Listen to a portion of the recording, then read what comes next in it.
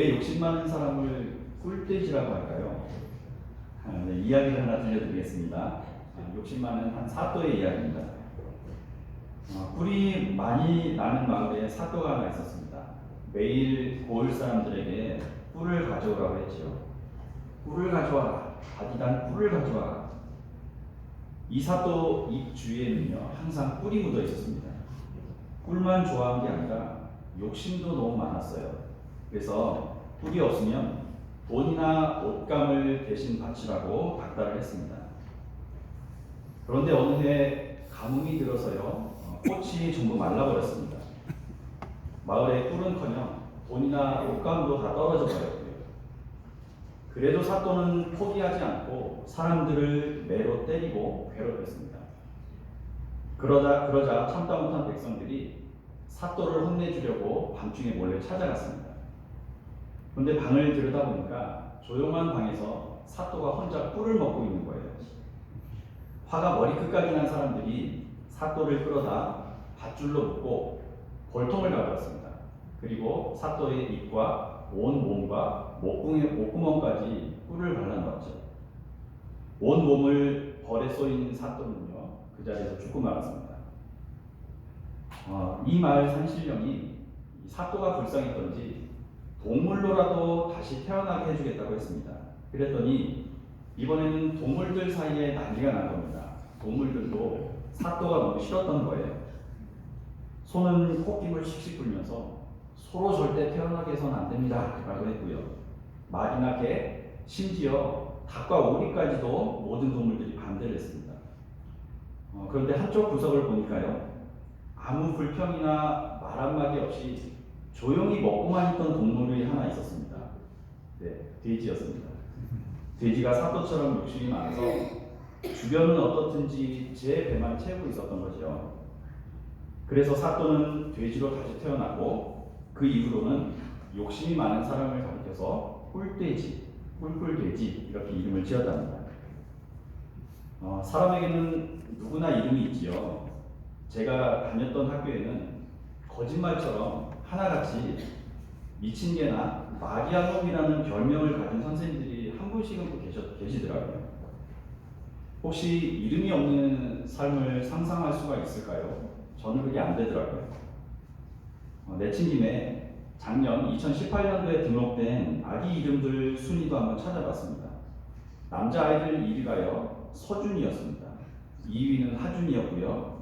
그 뒤에 도윤이, 시우, 민준이 이런 이름들이 뒤를 이었고요. 남자아이들 이름의 특징은 이름에 준자가 들어간 아이들이 많았답니다.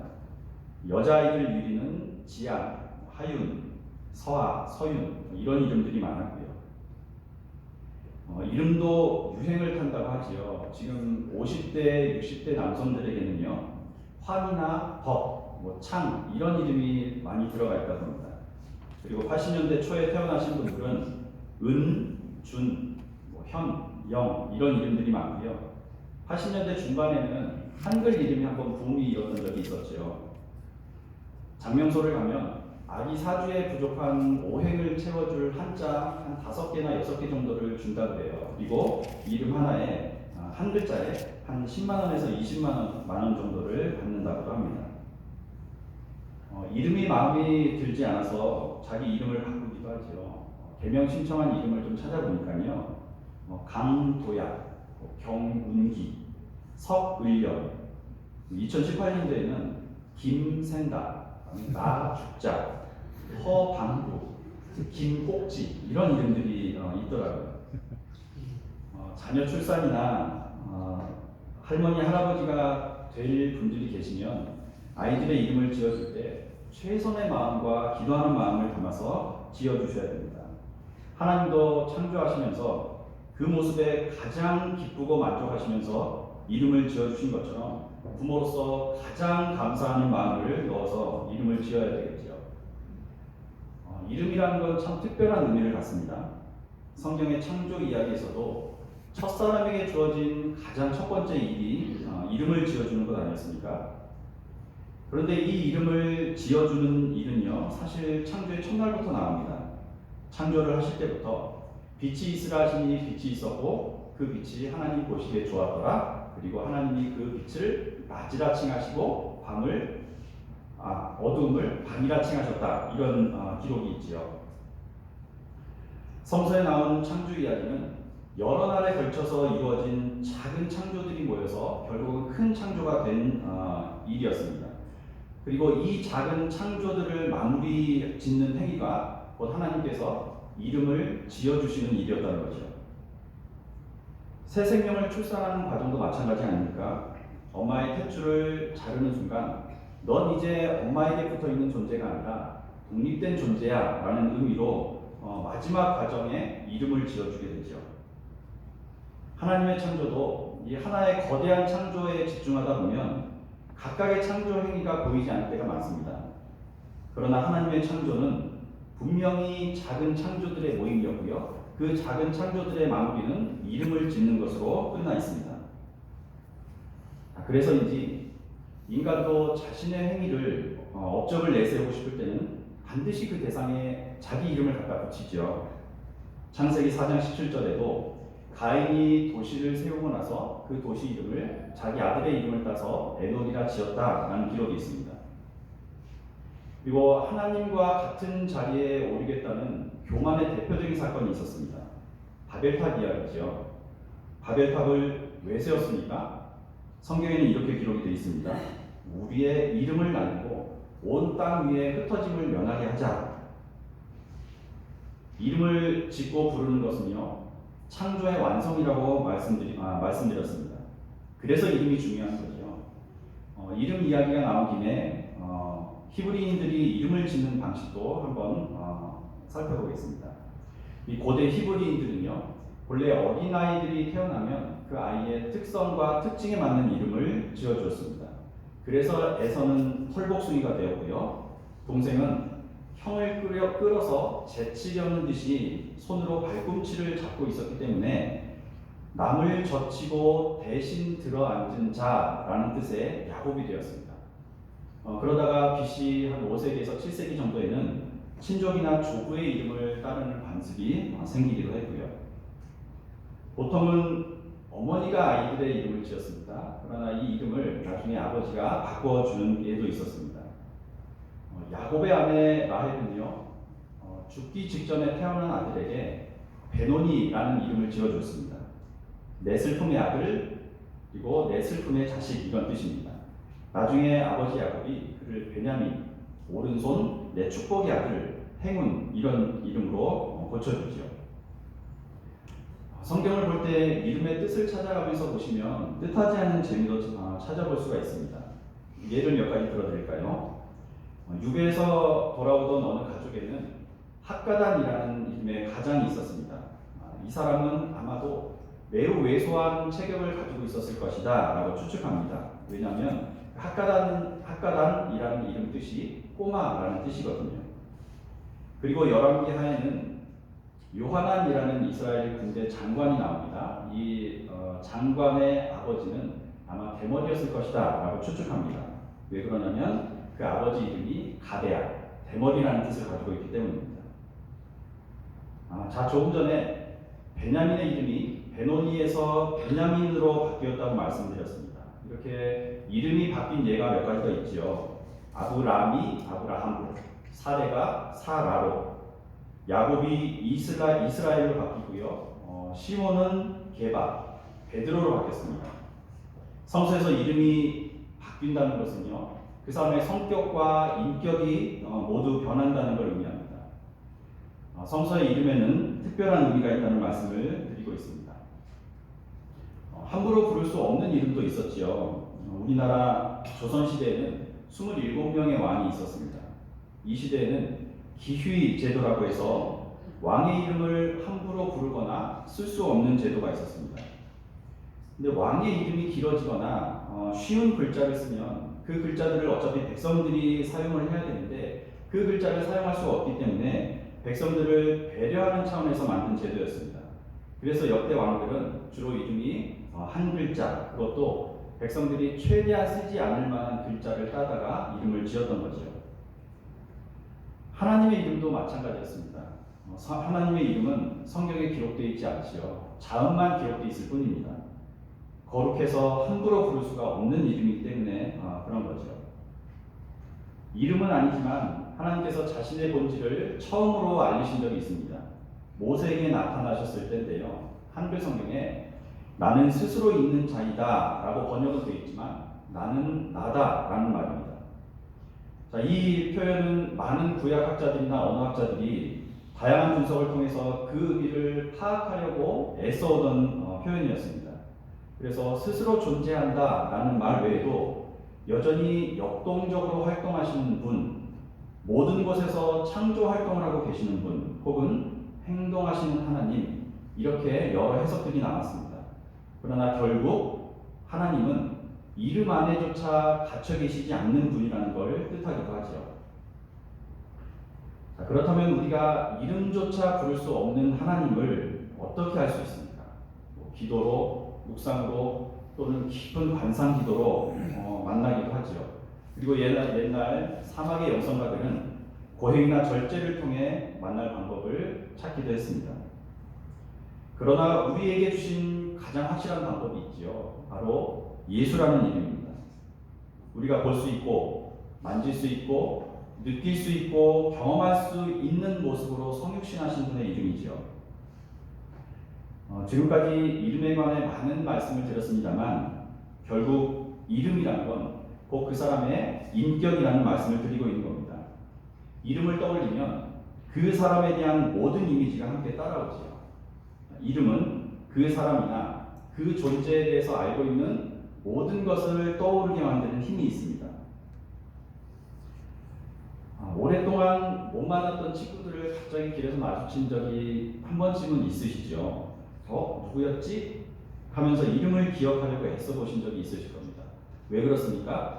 이름을 기억하려고 하는 것은요, 이 행위는 그 사람과의 관계를 어떻게든 다시 찾아서 이어보려는 의미를 가지고 있습니다. 그러다 이름이 생각나면 뛸 듯이 기뻐하지요. 서로 이름을 기억한다는 것은 곧 그 사람과의 관계가 지속이 되거나 다시 회복이 되는 걸 뜻하기 때문입니다.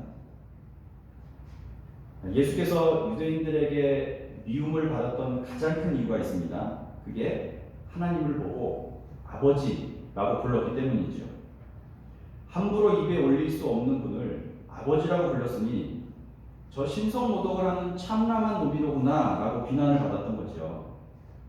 하나님을 아버지라고 부르신 것은 우리들에게 하나님과의 관계를 회복해 주시는 길을 열어주시기 위함이었습니다. 이름을 부르는 일이 그래서 중요한 거죠. 앞으로는 누군가의 이름을 부르실 때요, 이 사람이 하나님의 고귀한 작품이구나 라고 존중하면서 귀하게 여기는 마음을 가득 담아서 불러주시길 부탁드립니다. 자녀들이나 배우자의 이름을 불러줄 때도 불러주는 순간만큼은, 이름을 부르는 순간만큼은 이 세상에 당신밖에, 이 세상에 너밖에, 너희들밖에 없다는 생각으로 최대한 다정하게 불러주셔야 됩니다. 직장 생활을 하시는 분들은 잘 아실 겁니다. 가장 화나는 일이 있죠. 그게 내 이름이 누군가에게 함부로 불릴 때입니다. 또는 야, 너 이렇게 불릴 때죠. 그 사람의 이름을 다정하게 불러주는 것에서부터 사랑이 시작됩니다. 가정에서도 누구 엄마, 누구 아빠 이렇게 부르지 마시고 최대한 존경과 사랑을 담아서 이름을 자주 불러주시기 바랍니다. 자, 이름을 짓고 부른다는 것은요, 두 존재 간의 관계가 시작되거나 회복된다는 말씀을 드리고 있습니다. 자, 다시 하나님 창조를 떠올려 보시기 바랍니다. 하나님께서는 지으신 대상마다 이름을 지어 부르셨지요. 그런데요, 여기에서 놓치지 말아야 될 게 하나가 있습니다. 빠뜨리지 말아야 할 중요한 행위가 하나 더 있었는데요. 특히 생명이 있는 존재들에게 하나님께서 하신 겁니다. 혹시 뭔지 아실까요? 하나님께서는 생명을 지으시고 그 모든 생명들에게 번성하고 충만하라는 복을 주셨습니다. 특히 하나님의 형상으로 만들어진 사람에게는 번성하고 충만하라는 복 말고도요, 다스려라, 보살피라 라는 다른 종류의 복까지 더해 주셨습니다. 하나님의 창조 사역을 다시 한번 정리해 드릴까요? 첫째, 지으셨습니다. 둘째, 이름을 불러주셨지요. 그리고 셋째, 그 이름을 부르시며 복을 주셨습니다. 만물이, 우리 인간이, 그리고 모든 창조물이 하나님과의 관계를 시작하는 순간인 거죠. 왜 하나님이 이름을 불러주셨습니까? 그들에게 복을 주시기 위해서였습니다. 지금도 여전히 내 이름을 부르시고 내 자녀, 내 부모, 내 이웃을 불러주시는 것도 하늘의 평안을 전해주기 위해서라는 거죠. 제 이름은 넉넉하게 이어간다 라는 뜻입니다. 그런데 이 이름의 뜻이 어떠하든 간에 하나님께서는 저와 깊은 관계를 이어나가시고 저에게 복을 주시기 위해서 지금까지 저를 그리스도인이라는 또 하나의 좋은 이름을 주신 거죠. 저뿐만 아니라 이 자리에 계신 모두가 그렇습니다. 자, 그럼 여기서 질문이 하나 더 생기지요. 그 복이란 게 도대체 무엇이고 누가 복 받은 사람입니까? 시편 1편을 그 답으로 드리고 싶습니다. 함께 시편 1편을 읽도록 하겠습니다. 같이 읽어볼까요? 복 있는 사람은 자기네 길을 따르지 아니하며 죄인의 길에 서지 아니하며 오만한 자의 자리에 앉지 아니하며 오로지 주님의 율법을 즐거워하며 밤낮으로 율법을 묵상하는 사람이다. 하나님을 바로 아는 것이 복이고요. 그 하나님의 법을 바로 세우는 것이 곧 복받은 사람입니다. 하나님께서는 예수라는 좋은 이름을 통해서 우리를 불러주신 덕에 지금 우리가 이런 귀한 자리에 나와 있는 게 아니겠습니까? 그분은요, 너는 죄인이잖아. 너는 능력이 없는 사람이야. 넌 버림받은 사람이야. 라며 죄인이라고 불리던 사람이 아니라 자기 눈에 들보를 보지 못하는 사람이 진짜 죄인으로 불려야 한다는 걸 깨닫게 해주셨습니다. 그러면서 하나님 앞에서 정직하게 살기 위해 기꺼이 자기 눈에 있는 들보로 꺼내기를 주저하지 않는 자가 복이 있다고 가르쳐 주셨죠. 그리고 우리 모두에게 하나님의 자녀, 빛과 소금이라는 새 이름과 인격을 주셨습니다. 아버지, 그리고 어머니라는 이름이 그토록 가치가 있는 이유는요, 그 이름 안에 그분의 사랑과 희생과 인격이 함께 묻어있기 때문이 아니겠습니까? 모두들 한국 교회의 위기라고 말합니다.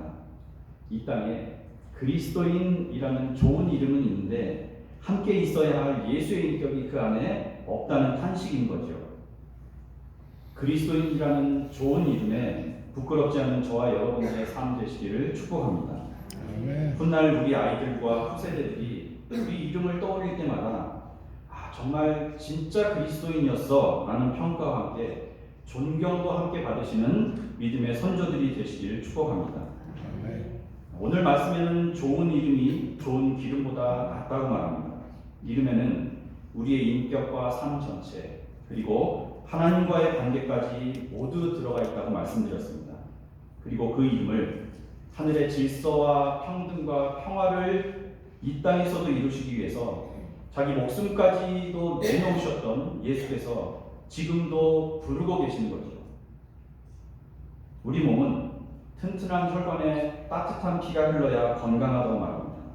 우리의 이름과 삶 안에 예수께서 주시는 새 생명과 하늘의 의로움이 막힘없이 흐르는 건강한 삶 사시를 축복합니다.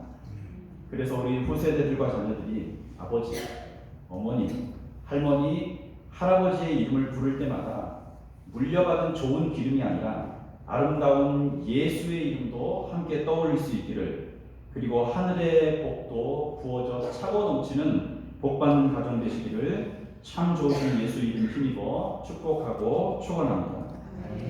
에베소 교인들에게 주신 사도 바울의 교훈이 한 것 있습니다. 한 곳 함께 읽고 마치겠습니다. 에베소서 3장 14절에서 19절입니다. 네, 함께 읽겠습니다. 그러므로 나는 아버지께 무릎을 꿇고 봅니다. 아버지께서는 하늘과 땅에 있는 각 족속에게 이름을 붙여주신 분이십니다. 아버지께서 그분의 영광의 풍성하심을 따라 그분의 성령을 통하여 여러분의 속 사람을 능력으로 강건하게 하여 주시고 믿음으로 말미암아 그리스도를 여러분의 마음속에 머물러 계시게 하여 주시기를 빕니다. 여러분이 사랑 속에 뿌리를 받고 털을 잡아서 모든 성도와 함께 여러분이 그리스도의 사랑의 너비와 길이와 높이와 깊이가 어떠한지를 깨달을 수 있게 되고 지식을 초월하는 그리스도의 사랑을 알게 되기를 빕니다. 그리하여 하나님의 온갖 충만하심으로 여러분이 충만하여지기를 바랍니다.